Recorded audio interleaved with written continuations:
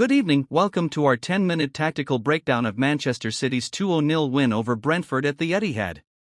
I'm Football Main, and we'll walk through the big moments, the tactical battle, and what this result means for both sides. On the night, Cherki produced a spectacular long-range strike to open the scoring, and Savinho added a second later on, a deflected finish that ultimately wrapped the game up. It was a professional performance from City and a test of Brentford's compact, countering blueprint. Start with context. This was a cup quarter-final, but Guardiola treated it seriously. He rotated the squad yet kept his ideas intact. City dominated possession for long spells. Brentford, as you'd expect from Thomas Frank, came prepared to sit deeper, remain compact and punish transitions. Those early moments told us the plan: City probing for half-space entries, Brentford waiting to pounce. The game was poised to be decided by a moment of individual quality or a defensive lapse, and that's exactly what happened. Minute 32 was decisive. Cherki, given a pocket of space outside the box, unleashed a strike that arrowed into the top corner. Watch how City's possession build forced Brentford to shift sideways, that left the half-space for Cherki to receive and fire. One shot, one moment, and the dynamics changed. That goal forced Brentford to take more risks. Suddenly their low block had to be broken up as they chased the game, and City could rely on space to exploit as the visitors pushed higher. Later, Savinho's finish, although it took a deflection, removed the nervous edge. It changed the management of the final periods. City could slow the game, keep the ball and suffocate Brentford's comeback window. There was also a heavy challenge from Savinho that could have been a red. A turning point where a different decision would have swung momentum completely. Even with 7 changes from the Premier League 11, the DNA stayed the same. First principle: build from the back. City used a pivot who stepped into midfield, creating overloads and turning defensive shapes into dynamic progressions up the field. Notice the short passing triangles that pull Brentford's press out of position. The pivot receives, the inverted fullback comes inside, and one of the attacking midfielders drifts into the half-space. That structural movement is what produced the Cherki opening. Second principle: width from fullbacks. With the wingers drifting inward, City's fullbacks pushed high to stretch the pitch horizontally.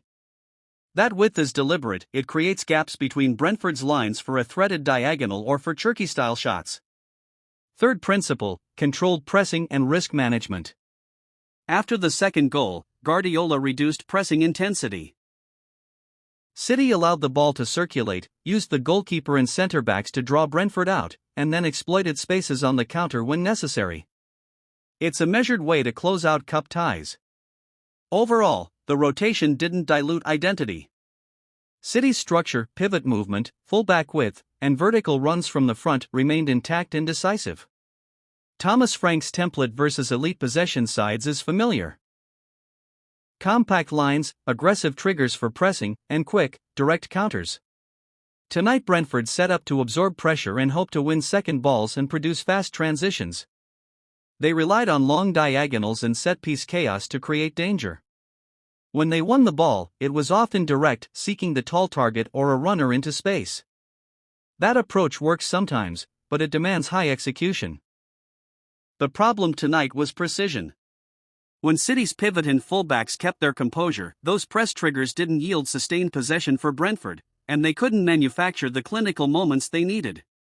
So Brentford had the right blueprint, but the execution was incomplete, particularly in the final third where quality and calm are required to punish a side like City. Standouts: Cherki, an influential attacking performance crowned with a superb strike.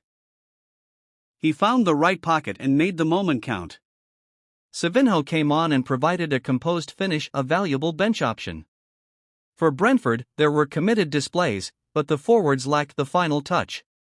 And that Savinho challenge, which avoided a red, is worth emphasizing. Had that been a sending off, Brentford would have had an opening to fight their way back into the match. Small incidents like that matter in cup football.